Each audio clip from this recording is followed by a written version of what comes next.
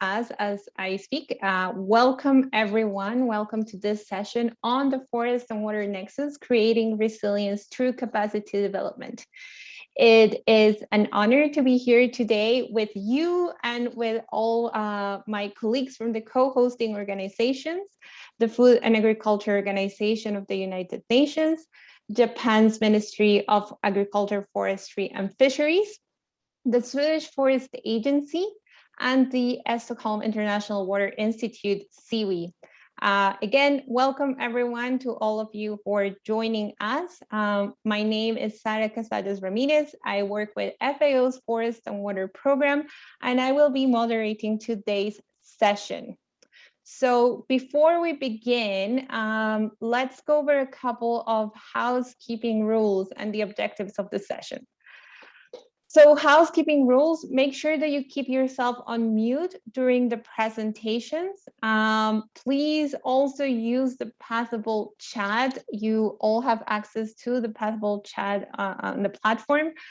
So make sure that you use this chat to ask the questions during the plenary and the Zoom chat during the breakout rooms. This is important as any comment that you put on the Passable chat will be visible to everyone, regardless of the breakout room that they're in. Also, the chat and polls are on the right-hand side on the Passable platform. We will have some polls, and please make sure that you go there when instructed. So now let's go over the objectives of the session. Next slide, please. Okay, so first, we want to explain why and how to expand capacity development opportunities on the forest and water nexus to wider audiences. This is a topic that is relevant to many people, many actors, many sectors. So we want to make sure that you see the opportunities to expand capacity development opportunities. We also want to equip all of you, the participants, with tools on the Forest and Water Nexus and examples that you can use in your own areas of work. And lastly, we want to provide a basic understanding of the benefits of managing forests for water, the impact of changing land use on water, and how this is relevant to so many sectors. So now let's move on and let's see who is joining us. So I invite you to go to the polls in the Passable platform and let's see who is here today. Please click on the first poll and enter your sector. Let's see what we have. Please let us know in the Passable chat if you have any issues. We also have our colleagues from Passable who are helping us with the technical issues. I cannot see any results yet, Emily. You may want to refresh. I see one so far. Okay. There we go. I see actually 9. Okay, perfect. Let's see.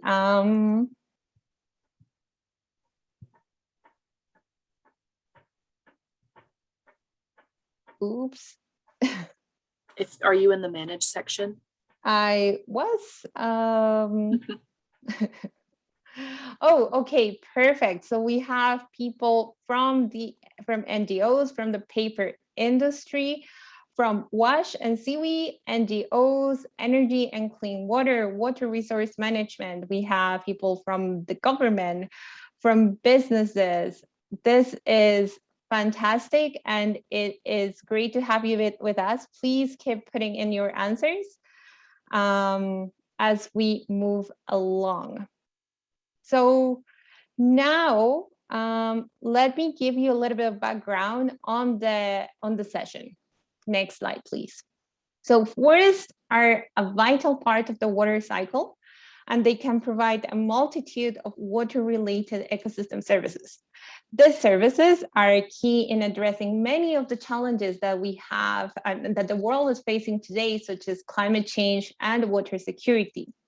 However, forest and water relationships are highly contextual, They are very complex, and they also happen at different temporal and spatial scales. So it is imperative that we understand how these interactions happen if we are to sustainably and successfully manage our forest and water resources. So, but let's see, why did we think about capacity development? Well, capacity development is very important to change behaviors. And this is at the core of building resilient societies. We need to work together to learn across and within sectors, recognizing that the forest and water nexus is not only important for the forest or the water sectors. This is relevant for other sectors such as disaster risk reduction, as we will see in one of the sessions, hydropower, fisheries, tourism. It is also important for maintaining biodiversity and for biodiversity conservation. If you're interested in payment for ecosystem services, this is also important. And it's also important in terms of ecosystem restoration and any land management activities that you may be planning.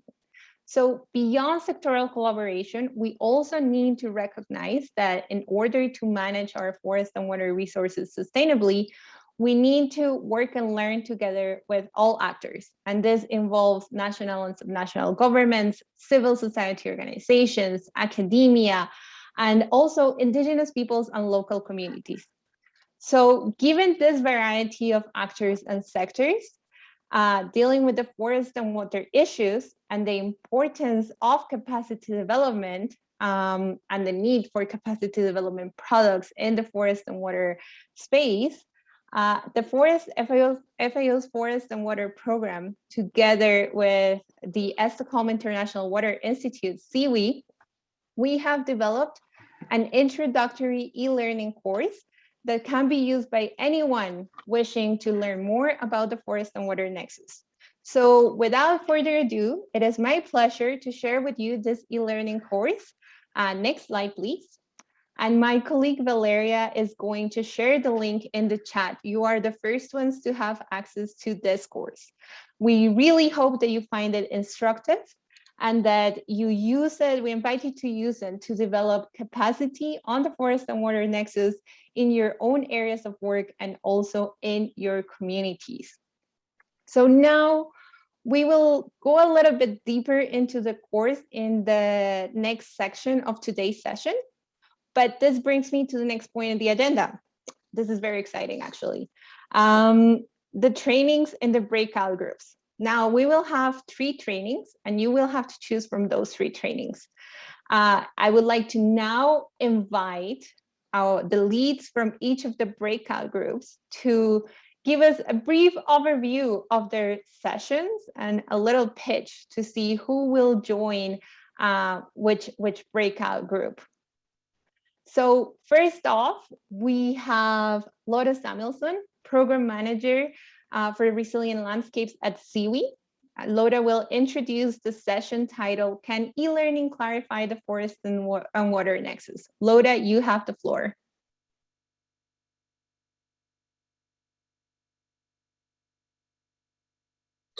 There you are. There I am. Now you can hear me. Thank you, Sarah, and nice to meet you, everybody who has joined this session. I will moderate the first e-learning or the breakout group, as Sarah said, and it's about the fresh from the press new e-learning course, which Sarah just talked about. And we will let you know a little bit about why we did it and how it works, and give you some examples of the different modules. And we will also discuss with you what kind of impact could be expected from these kind of e-learning courses. So I hope to see you there, and you will learn, I think, both about what we may agree on when it comes to the interlinkages, but also that we don't agree about everything, and how do we handle that. Thank you. Perfect. Thank you, Lotta. I would like to now invite Rikia Kuneshi, Forestry Officer at FAO, and who is also representing Japan's Ministry of Agriculture, Forestry, and Fisheries. Rikia will introduce the session titled Enhancing Resilience Through Capacity Development for Eco-Disaster Risk Reduction. Rikia, you have the floor. Thank you, Sarah, for the introduction. Good morning, good afternoon, good evening. My name is Rikia Konisha again, the Forestry Officer of the FAO. I was seconded from the Forestry Agency, Ministry of Agriculture and Fishery and Forestry. Then in this course, we'd like to touch on the ecosystem service. And ecosystem acts as a buffer against hazards such as heavy rain and subsequent landslide, preventing disasters and reducing this impact on people, critical infrastructure, and essential service. This training course titled Enhancing Resilience Through Capacity Development for EcoDRR will provide basic knowledge of ecosystem-based disaster reduction, so-called EcoDRR, and include perspective and experience of Japan, as well as practical insight of its application through the case study in the Philippines, specifically Tuburai, an area that frequent experience typhoon damage. This time we invite Abuna from the Tuburai Municipality Office, disaster risk management and the reduction officer. He will touch on the exact case of the Tuburai. In this course, we'll first explain what is the EcoDRR, the importance of the capacity building. And second, we'd like to touch on the Japan's effort in disaster risk management, both in Japan and abroad. And then slightly introduce the MAF and FAO project in the Philippines. Then finally, we'd like to touch on, this is the main part, we'd like to introduce case study. So in this course, you'll learn more about practical knowledge, how the EcoDRR will be implemented, and what the future perspective to implement the EcoDRR. So you'll gain the more knowledge and practical insight for this session. So looking forward to your participation. Thank you. Back to you, Sarah. Perfect. Thank you, Rikia.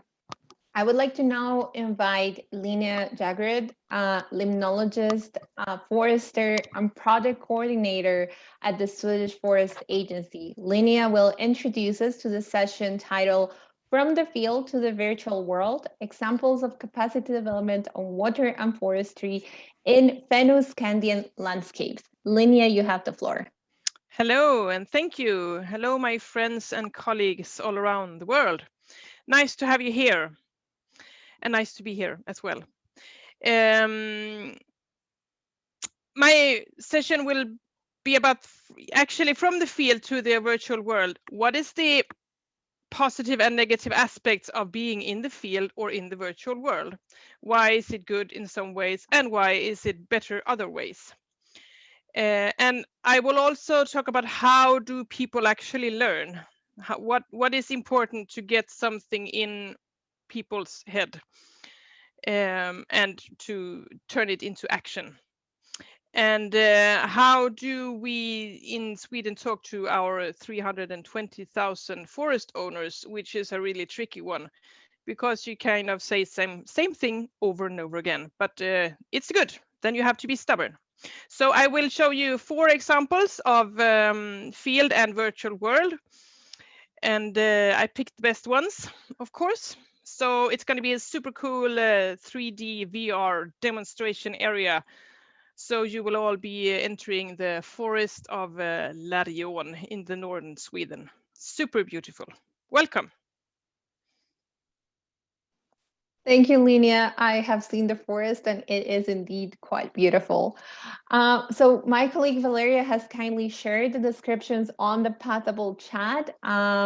So please have a look at them. And remember that as soon as the breakout rooms open, we will be using the Zoom chat for any breakout room related conversation. We now invite you to choose a breakout room or remain in the plenary. Remember, breakout room 1 will be the session on e-learning with FAO and SIWI. Breakout room 2 will be the session on EcoDRR with math and FAO. And in the plenary room, this room where we are right now, we will have the session with Linnea and the forest in Sweden. So please select your breakout room. Allison, if you could launch them. If you're not able to choose a breakout room, but you wish to do so, please send a message to Alison Botzi or Valeria Marchesi. They will help you to move manually.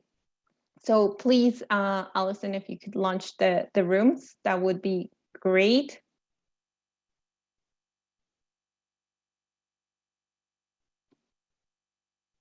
The rooms are launched right now, so everybody has a choice where they want to go, and they can choose. Perfect. We will see you there.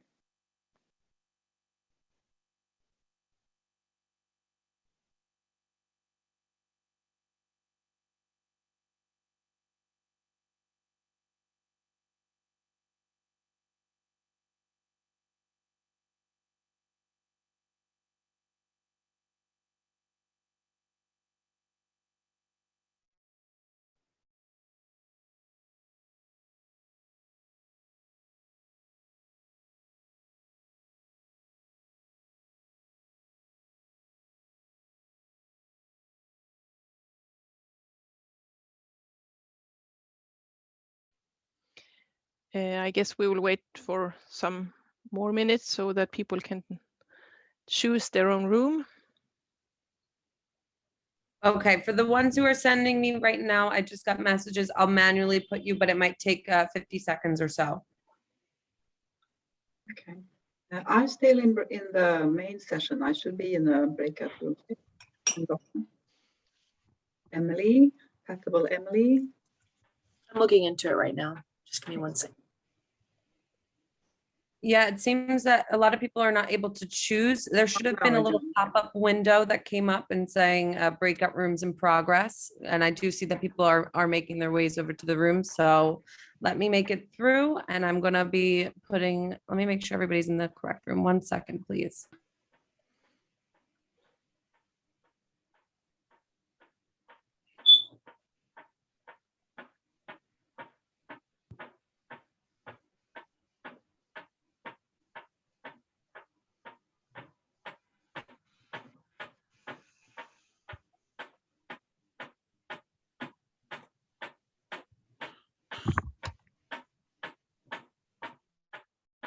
Emily from Pathable, are you here?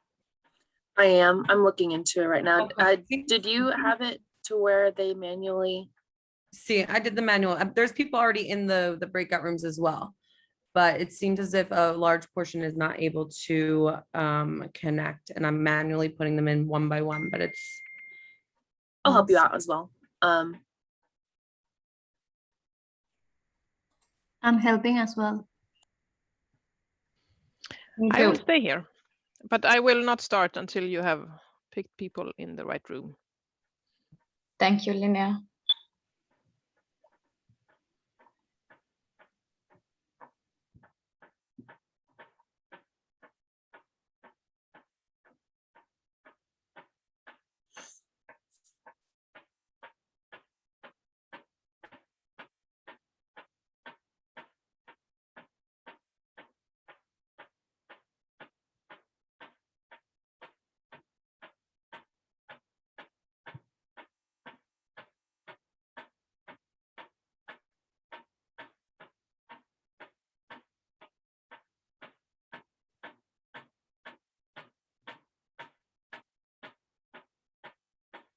Okay, and everybody who hasn't posted in the chat which room they would like to go to, if you don't mind posting in the chat, either room 1 or room 2, and we'll get you assigned to it.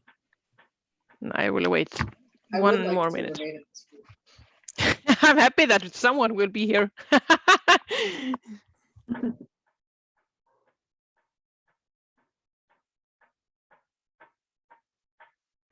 Okay, it looks like we still have 32 people who haven't posted in the chat yet.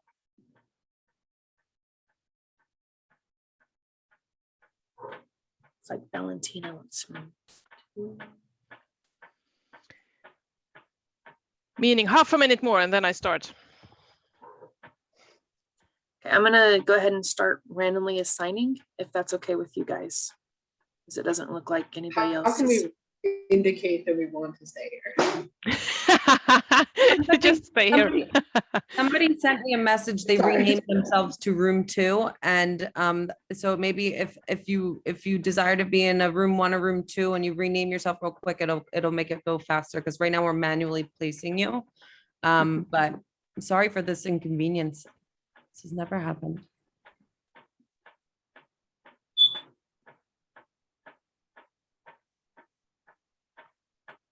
I'm happy that you want to stay here.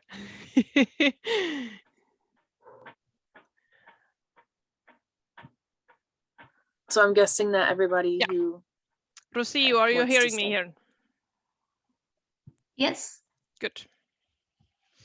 So then I will gently start this. To my help, I have Rocio, who will share my screen because of technical issues. And I would like to welcome you all warmly and heartfully to this virtual event. It would have been even more fun if we could have actually met in the forest, but this is a picture of me in the Russian forest looking for insects in the water, in the stream. So I am a limnologist. I work as a district forester. That's actually my official term, nothing more than that. But I do a lot of project leading in big EU projects, and I have met some of you before. We will go from the field, and yeah, if you have questions, then I think you met me. Yeah, I can. Oh, thank you. That's true. We went to the electrofishing. That's we did electrofishing that year. So if you have questions, then I would please gently ask you to write them here, and I have Alison that will help me to summarize them and ask them. And I will do that before I kind of change the subject. I hope I will remember that. So if you have questions, just type them in the chat room. Fine. Next slide, please.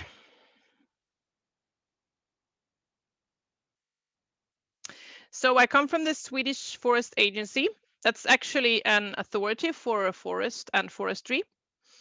We do a lot of law questions and issues about the law. In Sweden, which is a country with a lot of forest and a lot of water.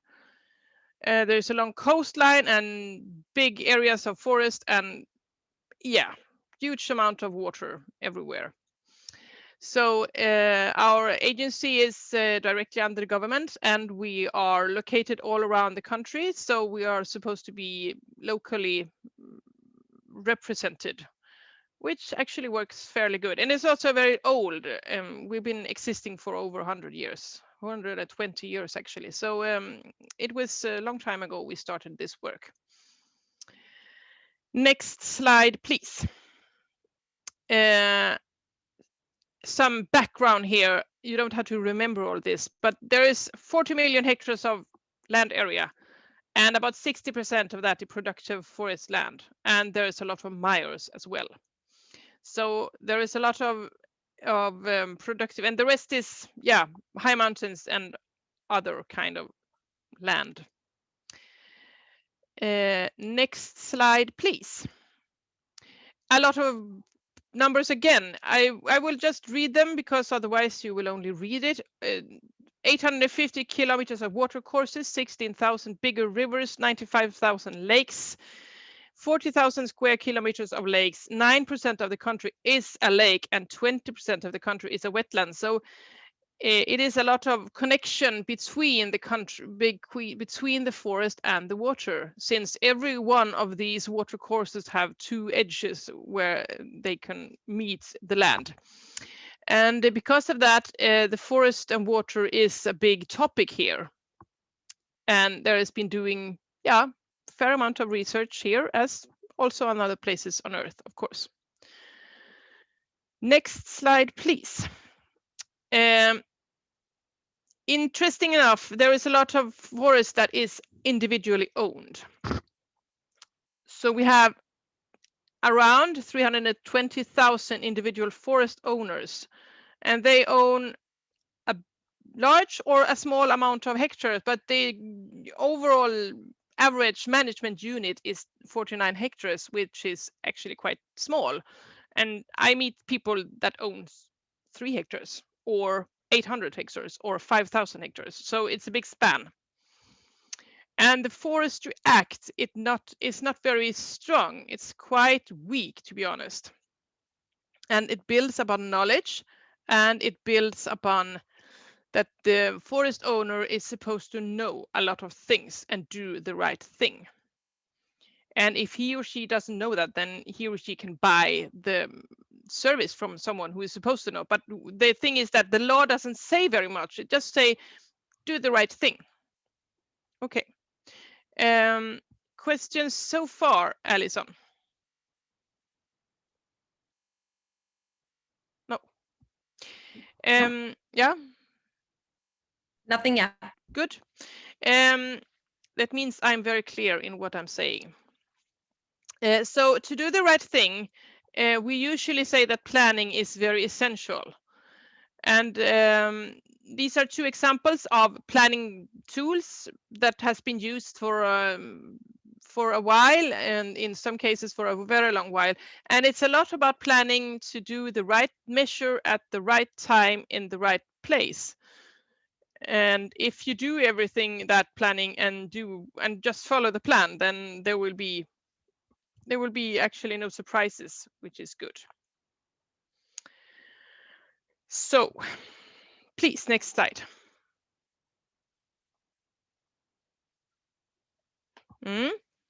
So a classical capacity building, since we have all these 320,000 forest owners, usually a classical one would be to actually go out and meet the forest owner in hers or his own forest and walk around there and talk about the forest and plan it. We could also invite them to group meetings, and the purpose is to inspire, explain, and educate. So what we want is to have some kind of often we have a subject we want to tell something, and then we want them to remember it, and of course do what we what we say, because the Forest Act is it's a bit weak, so we have to inspire more than we actually point with the whole hand. These group meetings is held back again one. These group meetings is handled. Often we have a subject, a main subject. It could be more about, these days have been a lot of spruce bark beetle, for example, or it could be forest management, or it could be water, or it could be climate change, or it could be like a topic, an overall topic for these group meetings. And next slide, please.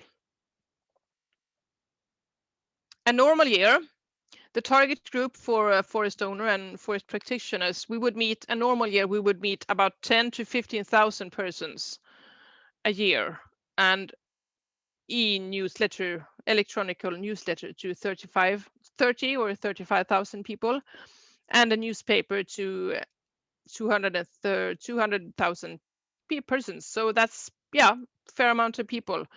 And as you understand, we need to be very clear in what we say, and very objective. So we always try to be very objective and clear, and don't say what we believe, we only say what we actually do know.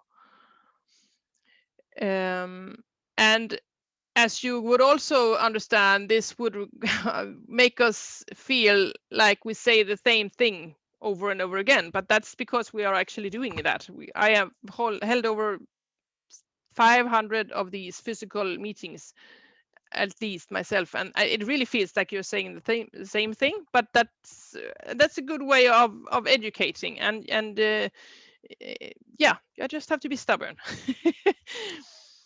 So here you can see in the picture there is a creek in the background. It's a very small little stream, and you can see a productive forest. We are standing and we are discussing buffer zones and how wide should the buffer zone be. This is what we are discussing in this picture. Alison, questions? Nothing yet. Good. So please, next picture. How do people learn? If I can engage more senses, the learning will be better. So if I can, the more senses I can activate, the better the learning will be. And if I am outdoor, there will be a bigger possibility that I can activate more senses. This also means that I would probably, if I know something about the area, I would, or if I know about it, I would feel more engaged in taking care of it. For example, these fine, very beautiful blue flowers here.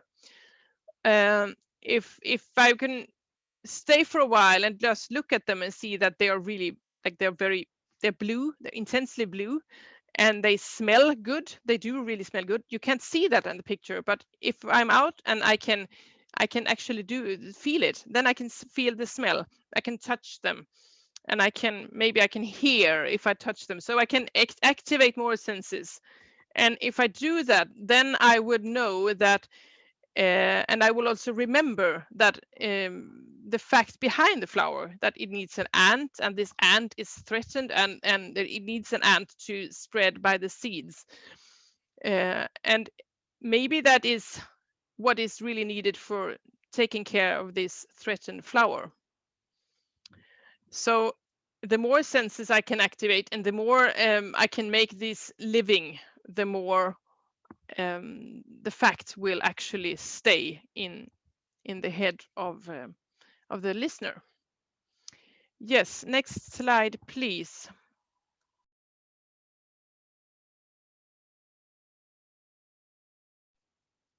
How do people learn? Part 2. Combine with something interesting, like maps, big machines, animal, other companies, technology, drones, or electrofishing. Something of that, or something else that draw people's attention and actually make them come. Show good examples. Invite them for coffee or food or both. And make a forest owner, find a forest owner to tell what you actually want to have said, so that more people are saying the same thing. And it's the best thing is to have someone from their own sector telling what you want them to hear, and then you repeat it. And just because I said that, I will actually do the repeating. Combine with something interesting. That's just to make people come to these physical meetings. Maps, big machines, animals, other companies, technology, drones, electrofishing. Those are things I have been using to make them interested and want them to come. Show good examples. Like this, we are in the field. We have been doing, this is a demo area. We are doing planning for the buffer zone, and we are discussing where or not we should save and keep these species and these trees. Coffee or food is super important. Never underestimate the importance of a good cup of coffee. Find a forest owner or forest practitioners or a government person or someone else that says what you want them to hear. So find someone in the target group that actually say what you want to be said, and repeat. Repetition is the mother of learning. Now we have a question, right?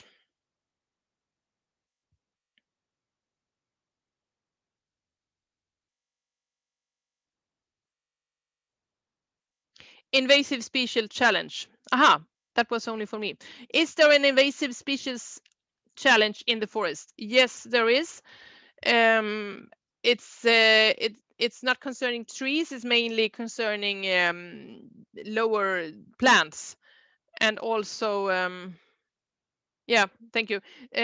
So, and all insects. But especially concerning the water, I would say. So there is a lot of species in the water, spreading alongside the water. So it's not mainly in the forest, land forest, it's more in the water actually, or moving along the streams to new places. So yes, we have several invasive species that is causing problem, especially in the waters. Might not be so much on the land area. Yes, next question, please. One of these examples is forest in the school.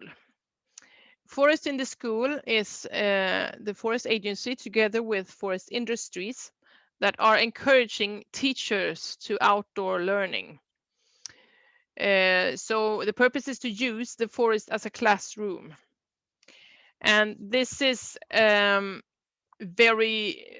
it's a long-term way of learning the people, because you actually do you meet the kids, you meet the teachers that will take out the kids, and you will make the kids feel safe in the forest. That's important, and learn and to be curious about the forest. So it's very important to have them feel that they feel safe in the forest, or not, or they feel at home. We want them to know about the forest, about the water, and want them to feel at home. Next picture, please. Another of these, another version of the same thing is water in the school. It means mainly the same thing. You bring out the kids teaching about the water. And this would mean questions like who lives there, who lives in the water, and why does that one live in the water? Am I dependent on the water, and how do I relate to my surroundings, whether it's a forest or a water? And when the children understand all these things, then they will sooner or later, preferably sooner, realize that we need to protect the nature or the water or the forest or whatever we are in, the mountain. But that it's very important to feel that I am dependent on the nature, or I relate to my surroundings. And the point is here, and in both in the forest in the school and water in the school, the kids often go home and tell the parents, and the parents was the one who was owning the forest, right? So this is the other way of telling the same thing. And we strongly believe that if we have kids coming and saying something in the dinner room at home, then it's harder for someone to cut the wrong trees or take the wrong decisions. It's another way of encouraging so it's another way of capacity building from the other way around. Good. Alison, if there is any questions, then please hang in. Otherwise, we take the next slide. Nothing yet. Anne wanted to say something. Mm-hmm. We just got a question.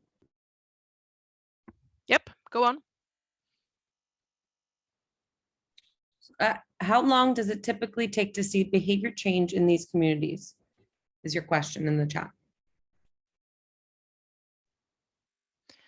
It depends on these direct ones. When I actually do meet the forest owner or the forest practitioner, it's pretty short, maybe, I don't know, months or something like that. But of course, if you go the long way from the kids and the water in the school, that will take 10 years. But it will maybe be more efficient in the long time. So I think we should do both, actually. But the absolutely most efficient way is to actually go out to the forest owner and meet the forest owner and say, hello, this is your forest and this is your water and this is super fantastic and we can do this and this and this. How does that sound? Because there are fishes here and there are insects in the water and there is a bird and this things. So that is the most efficient way of doing this one by one. But it also the most expensive way.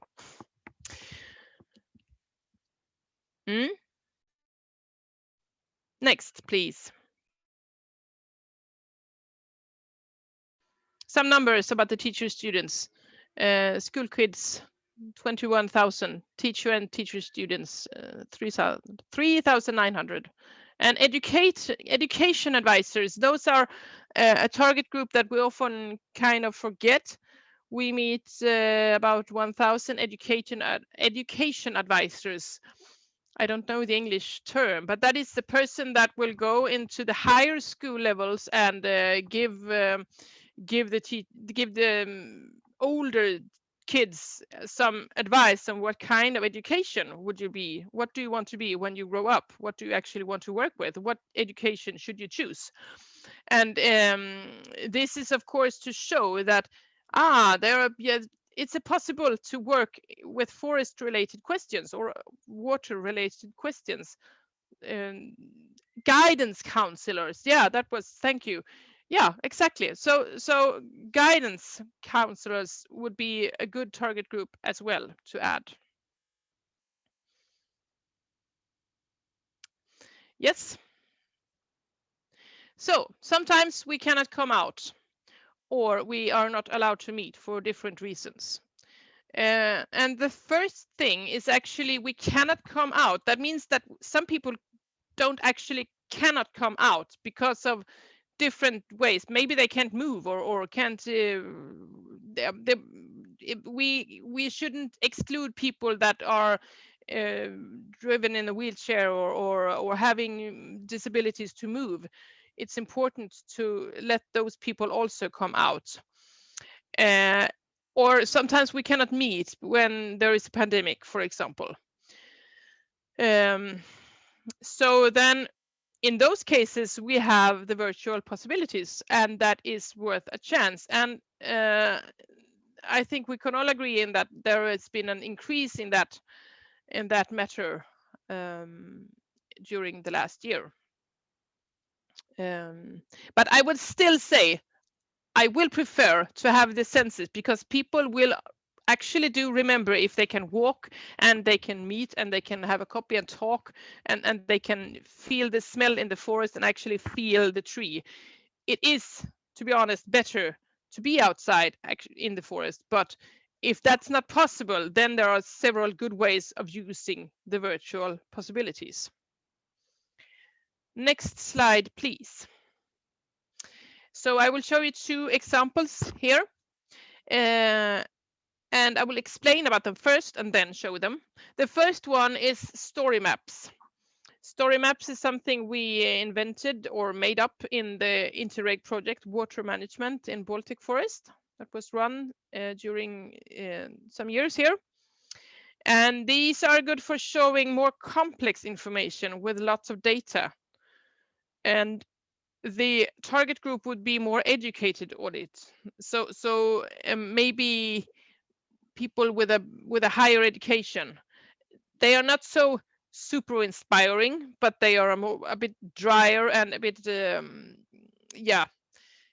facts, filled of facts, but not so very nice looking. But the other way around is that you miss a lot of details. So sometimes you want to have information, and then is when you can use the story maps. And later on, we will see this. I will just explain about the next slide first. The last example I will show you about is the example from ReBorn Life, which was another EU project, life project in the north of Sweden. They did a lot of restoration of freshwater systems, and they also developed a VR demo area for the common person or the educated, but you don't have to have a lot of information on the forehand. The purpose of this VR demo area is to inspire and educate, but mainly to make people get curious and want to learn more. So my time say I have some 10 minutes more. That will be very good, I think. So should we go for the first one? Sure, I will change it right now. because then we will leave the presentation and go to the story map example first. So here it is. As you see, a bit boring. Well, not, I shouldn't say boring, but a bit dry. So these story maps is a way of showing the buffer zone. The red zones here, 1, 2, 3, 4, and 5, and 6, and 7. These are different kind of buffer zones we have been trying and elaborating. So we had the same forest along the creek in the middle, the same kind of forest, and we cut it in different. We cut one as a PFC, one as a PEFC, one as a super mega very good untouched forest buffer, and one as a Swedish law, and one as the Finnish law. So we did a lot of different cuttings along the stream just to see the actual difference between them. And then we have also, if you go down there, Rosio, we can see that these the yellow lines and the gray ones, they will relate to different catchment areas in these. So and we could add on here with for example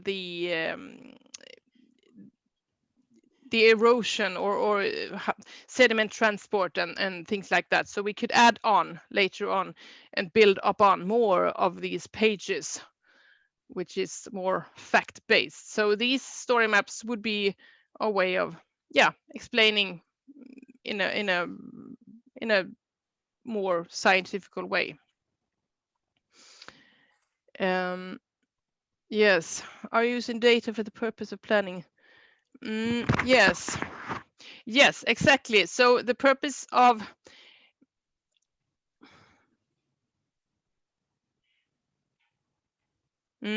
exactly. So this is only a demo area. So in the demo area, we don't really. That's not so. It's not maybe not the. In the actual world, we are using data for the purpose of planning. In a way, yes, but I would suppose what I would really no, not good enough. So the answer of your question is not good enough. I wish I could say that all the cuttings and plannings of the cuttings and the forest operations would be based upon the actual data of climate and forest and that kind of info. But since I don't think it's good enough, then I would say only partly. What is missing is the whole picture. It would be very good to have, okay, this area is supposed to be cut, but this area was cut just 2 years ago. So then the stream that goes here will be highly affected about the sun inflow of sunlight, and hence it would be better to wait with this area for 10 years. That would be a better way of handling the landscape, but that would require a whole picture of the landscape, and we are not there yet. I'm sorry to say. I wish we were.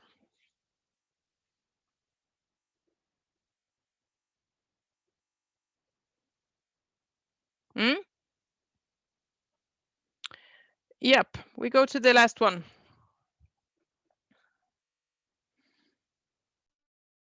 Yeah, we can go to the VR demo area.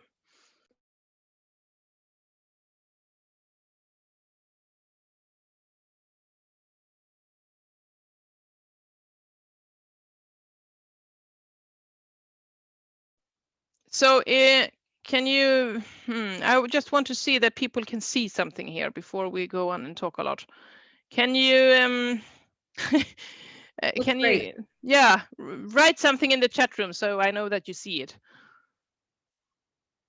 So you're supposed to see a forest, yeah, and something is moving and some, yeah.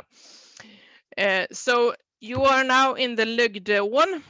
That is quite far north up in Umeå. And you see the big river here. It's not super big, but it's not Amazonian big, but it's fairly big. And the forest areas around here is a intensely used forest area. So there has been cuttings and replantings all the year. You can see there is a height difference in the forest. And the stream you see here, the river, is it was from the start. It is restored now, so I will show you some restoration examples. But it was from the start, like 20 years ago, and back to the 18th.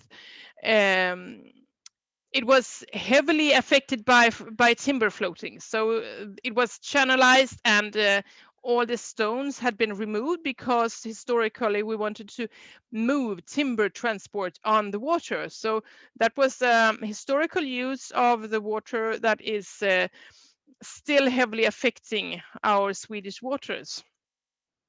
And to restore that is very fun, actually. So to show this in a good way, this demo area was developed. If you would please move some left or right, it doesn't really matter, but as long as you just move around, you see that the picture is changing. And this is these are pictures are taken from a drone. Yeah, go on and move on. So you can see there is a cutted area where we have replanted, and there is a forest road, and there's a buffer zones along the stream. And you could also look up and down. Oh, there's nothing very funny up there, but there is a lot of funny down there. Yes. So Rocio, which number did we say we wanted to visit? I can't remember. We're going for number 3. Yeah, fine. Go for number 3. So here you see how it looks. This is a sign. It says migration barrier, and this is a culvert. You can see the picture. It's not good with a culvert that causes migration barriers. It's better to have another kind of bridge, because we have a lot of salmon and migration fishes here.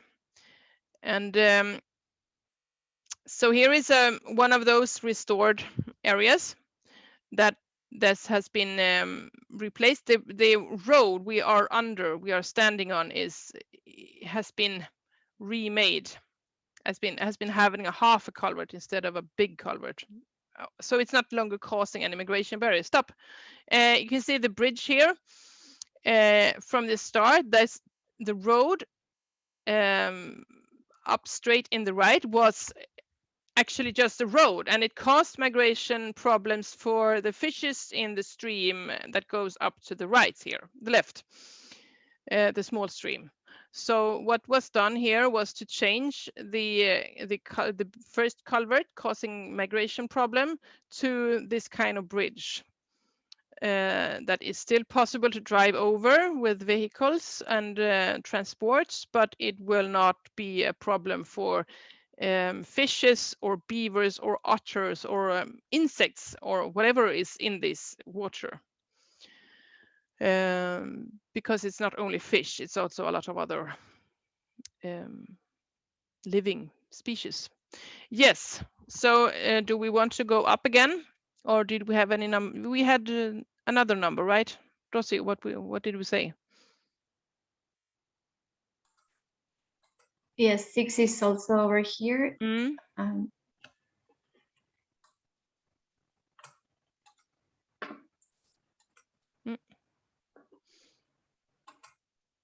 Yeah, so this is about buffer zones. Why do we need them, and what do we want them for? You can leave this sign. This is a classical buffer zone sign. And if we go up in the forest again, in the air, up and fly up like there. Oh. Just 1 second.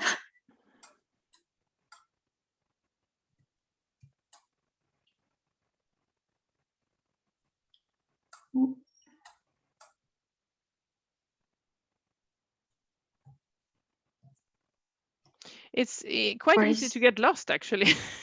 Yes. Here, you can stop there. Back again.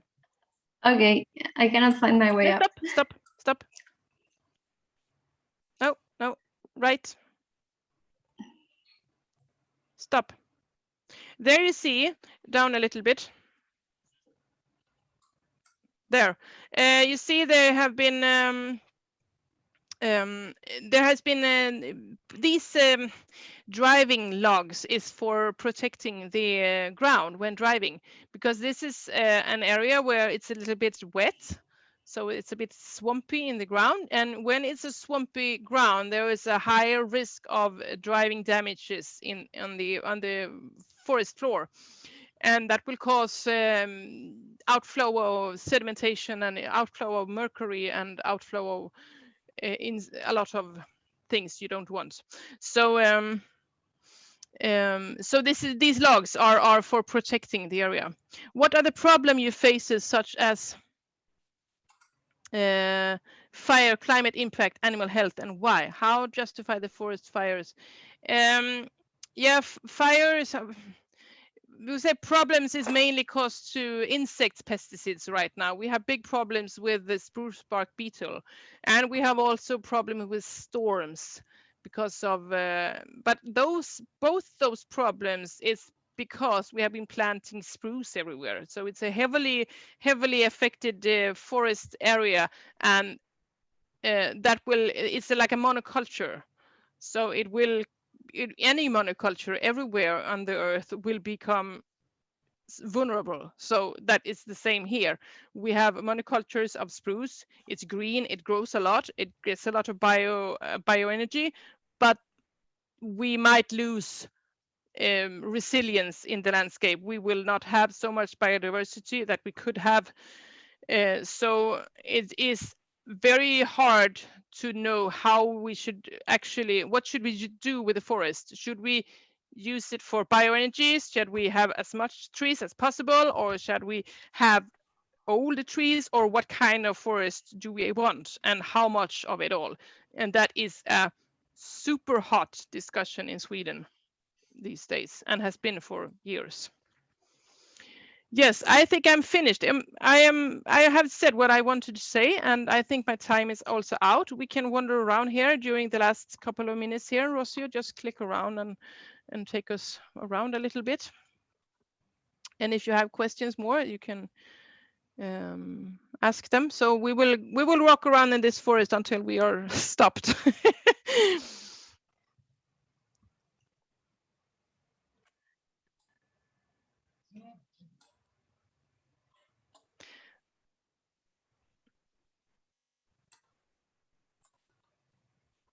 You can see that the stones has been replaced, the gravel beds has been replaced, the spawning area has been remade in the water. So we want the spawning fishes and salmon and trout and freshwater pearl mussel, all these. So this is what it might have looked, but we will also see in 10 or 15 years some more dead wood, so blocks or dead wood, which will also increase the biodiversity in the river. Are grassland also being restored? Yes, or actually maybe not restored. Are grassland being restored in Sweden? Yes, they are.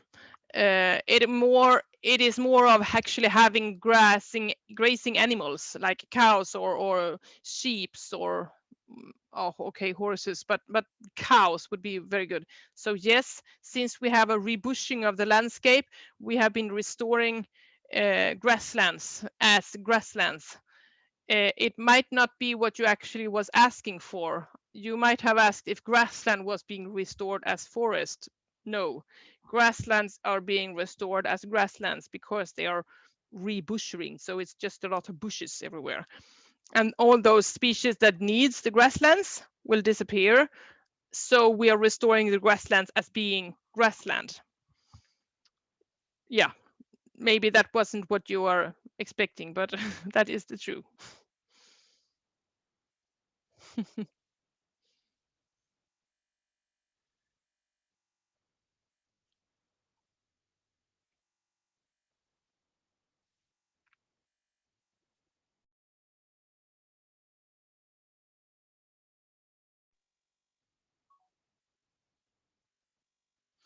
We have a lot of roads in our country and a lack of dead wood.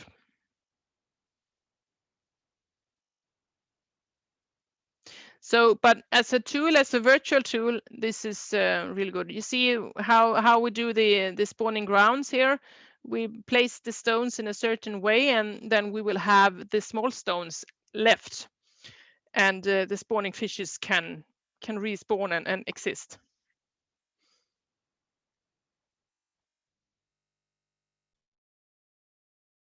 Yeah, I will keep talking until someone stops me. What happens if we go to number 4? Have we been there? We haven't been there, right? Not yet. Let me find What is the it. climate? Yeah, that's a good. Okay, up here we would have in Sweden general, I would say a typical Swedish summer would be about 17 to 22 degrees Celsius. We have 4 seasons, yes. The summer would be around a nice summer day is 20 degrees Celsius. Autumn will it will be very, leaves will be super fantastical, beautiful. And then they will all fall down, but they will be really yellow and fantastical, beautiful, really nice. Winter is still in many places snow, though the warming climate is changing that. So the periods of snow and hard ground is getting shorter, and it's getting more and more rainy seasons, rainy summers, rainy winters instead of snowy winters. So we are facing a future where the snowy winters is not snowy anymore, they are more rainy. And the spring will be overflow areas with lot of springs, lot of water, snow melting, and the creeks and springs will be filled with water and lots of flowers.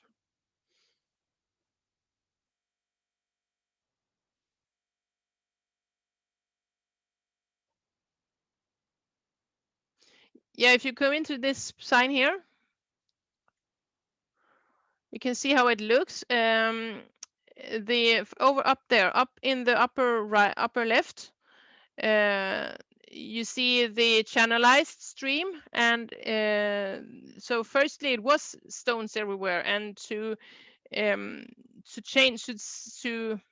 transport this timber, it was removed, so there was only one stream in the middle, so the timber could float. And we are now doing the backwards, actually putting the stones back again and the dead ones back again. And this is it's a very efficient way of restoring, because you kind of get it very fast. You can hear it. You can hear the water is bubbling, and it will. There are 2 questions in the same. Have you used eDNA to identify threatened creatures in the catchment area, potentially feeding their distribution? Yes, we are using eDNA, but there is a lack of a base library. So we are working to increase that eDNA, but we have a lack of reference system. So we have lack of reference system for the eDNA. You can close the sign again. And the next question was, these materials reflect strong engagement with the natural world. Have community science or data collection programs been successful?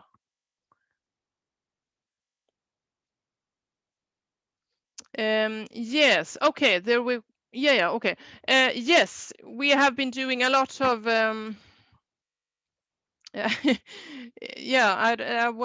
We have, for a long time, we have been doing a lot of electrofishing, at least for 30 years or something. When you do electrofishing, it's very efficient for the salmon fishes. So you can do electrofishing, and you will see how many fishes are there here. And we'll be doing the same for some special water systems, and then we can see the overall change. And we do the same for insects with a different kind of indexes, species index. Independent citizens. Yeah, okay. So no, for citizens collected science, not very much. Only for birds or flowers. Not for water insects. That's really very hard to distinguish the species, and you can't really see the fishes. And yeah, no. So in the water, not. But on ground for flowers and for birds, citizen science is big. Yes. And it's also, yeah, and it's also helping us. Yeah. For example, the bushy thing I told you about before. So that the landscape is rebushering. I'm kind of not sure how much time we. 3 minutes and then I'm closing the rooms and everybody will be brought back here. So Okay. we'll still be here at 3 minutes. Okay. So repeating. If we want to get out the good information, we need to get people's attention. We need to buy them a good cup of coffee or fika. And we want them to engage several senses. And the more senses we can have, the better. And when you learn something when you are a child, you will probably remember it longer than if you are an adult. But when you are an adult, you can relate the knowledge to something. When you are a child, you just simply learn. So that's different ways of engaging, different ways of learning. And capacity building is requires a bit stubbornness. You need to be prepared to say the same thing. In this case, I would say stone in the water, broadleaf along the trees, heterogenical buffer zone, a lot of dead woods. That's my point questions in this. And don't drive where it's wet. If you do that, that's fine. Then we will have good waters. But it's easy to forget.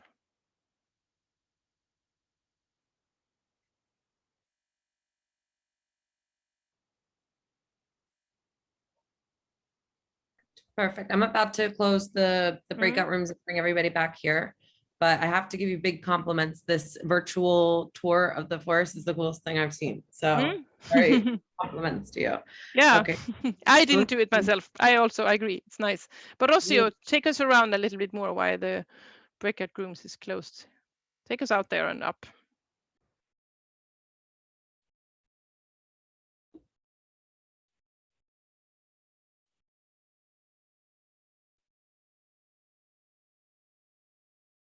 Wow.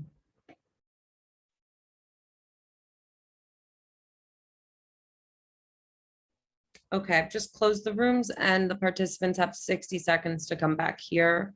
So we'll see everybody populating here right now. So give us 1 minute, maybe 1 minute and a half, and everybody will be back here. Thank you everyone for listening. It was nice having you here. Lots of good questions. Thank you.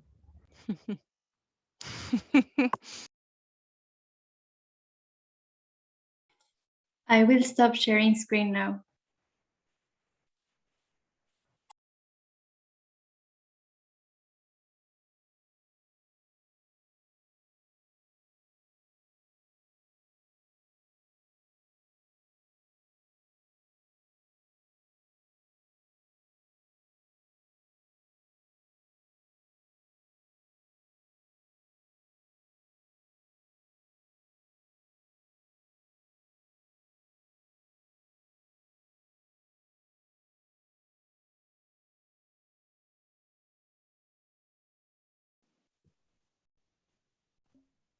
Hi, everyone. Welcome to those who are joining us.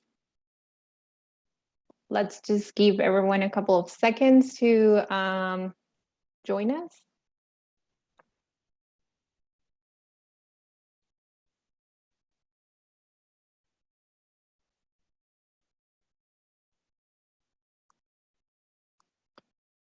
Okay, I think we can move on to the last section of our session today. Welcome back, everyone. We hope you enjoyed your session.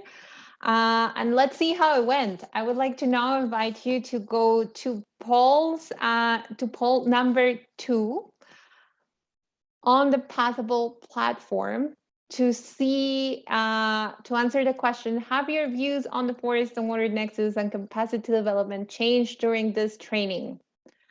We have some people who have replied already with yes and no, but please, or no, but I learned something new.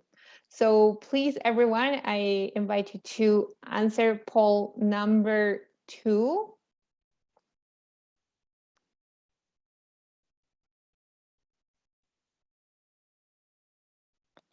Let's see. Oh, we have more people. Yes, some of you learned more about the forest water nexus. Some of your views have changed.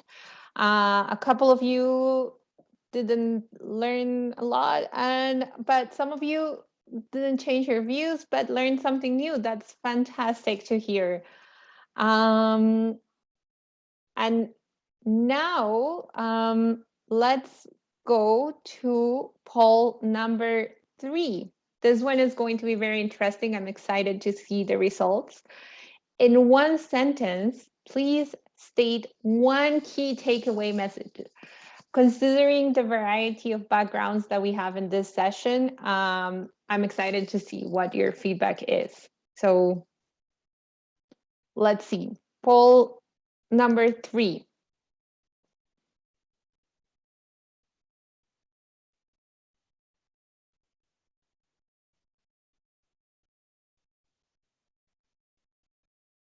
Let's see.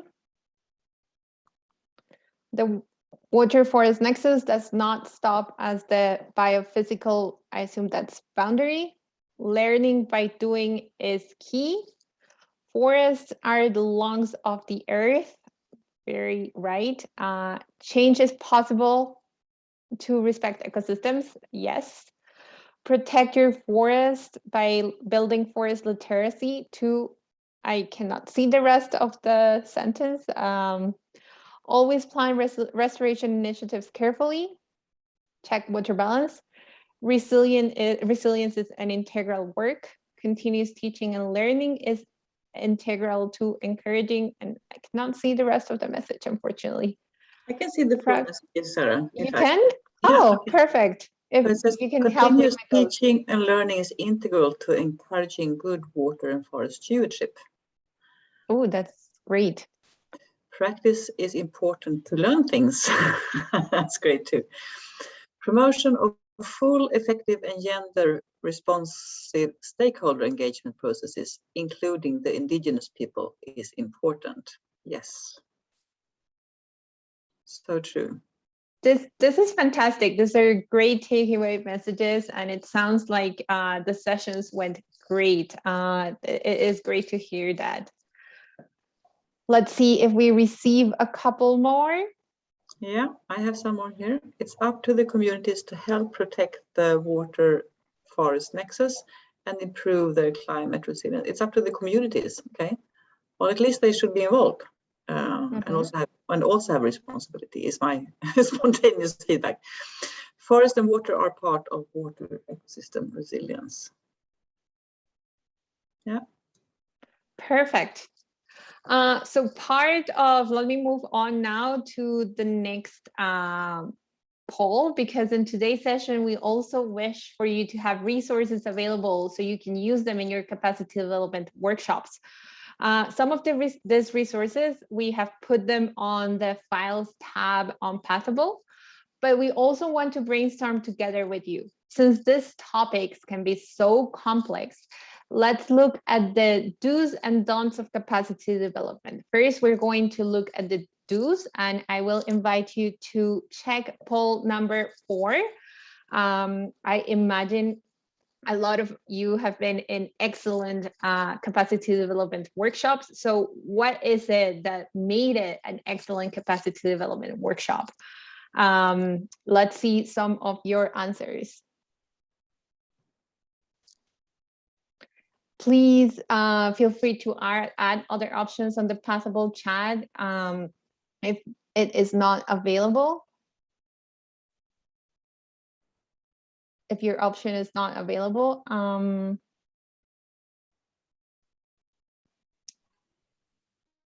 My passable platform seems to have crashed. So if you can see the polls. Okay. Yes, so I can see the poll, which is lucky.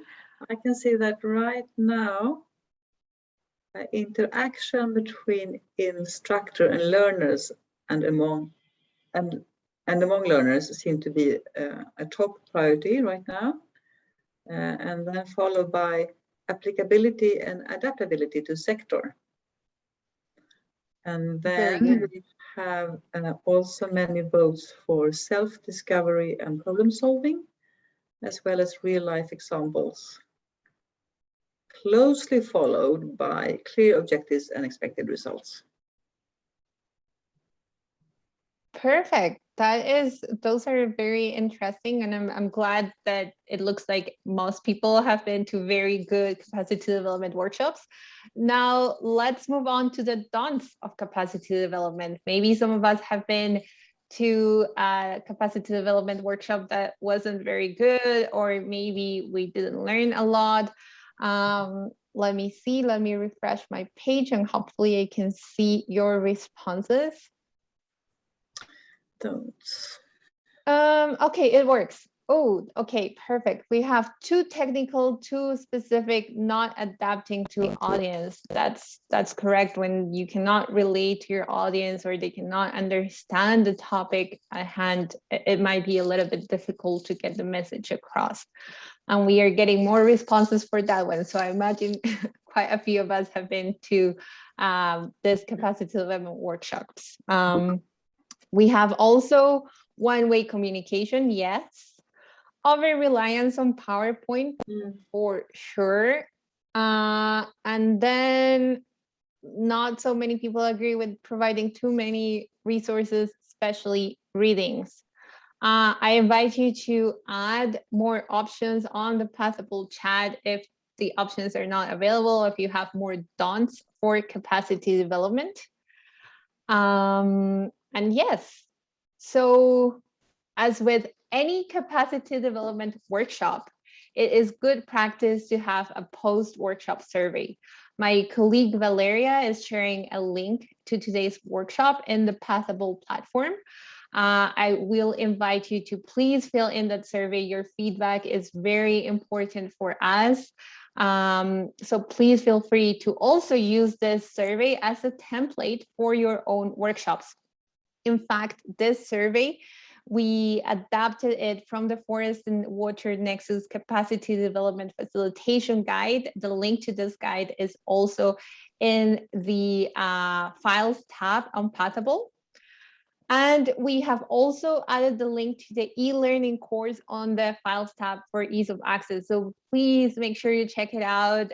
We will also love to get your feedback on the course, see if it's relevant, if you would like to use it. And we will be very happy if you share it with your colleagues. So now, if you are interested in the forest and water topic and you would like to follow all the other events that we have happening at World Water Week, we invite you to come to our event tomorrow at 6 p.m. Central European Time on Healthy Forests, Resilient Societies, Managing the Forest Water Nexus. Here we will be launching a publication. It's a guide on managing forests for water, providing practical guidance on doing this. We also have the event Healthy Forests, Healthy People, Managing Forests for Water. It is on Friday, 27th of August at 10 a.m. Central European Time. And this event is hosted by the Forest and Water Champions. This is a group of professionals from different organizations working on the Forest and Water Nexus. We will be looking back at a series of webinars that we hosted throughout the year and getting your feedback and comments on key issues in the forest and water events. One of the webinars was on biodiversity, another one was on agroforestry, and another one, Laura, correct me if I'm wrong, was on climate change. So yeah. Perfect. So we invite you to join us for this, to have a good discussion, and also for the publication on managing forests for water. It will be very interesting, and we hope that it is applicable to many stakeholders around the world. So this brings us now to the end of our session. It has been great sharing this space with you and also learning from you. We really hope that the short capacity development sessions and the resources that we have shared throughout today's session serve as catalysts so that more people from different backgrounds, from different walks of society, learn more about the forest and water nexus. Ultimately, this will ensure the sustainable management of our forests and water resources. Again, I would like to thank my co-hosting colleagues from FAO, from Japan's Ministry of Agriculture, Forestry and Fisheries, from SIWI, and from the Swedish Forest Agency. It has been a pleasure to share this space with you. And also a special thank you to colleagues who have provided tech support and helped us to ensure that this session has run smoothly, especially with people moving to the breakout rooms.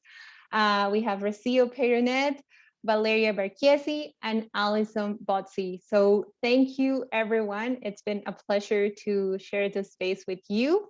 And goodbye for now. And please send us your feedback. The email for the Forest and Water Program is there. If you have feedback for one of the presenters, I will be happy to share it with them. So thank you and have a good day.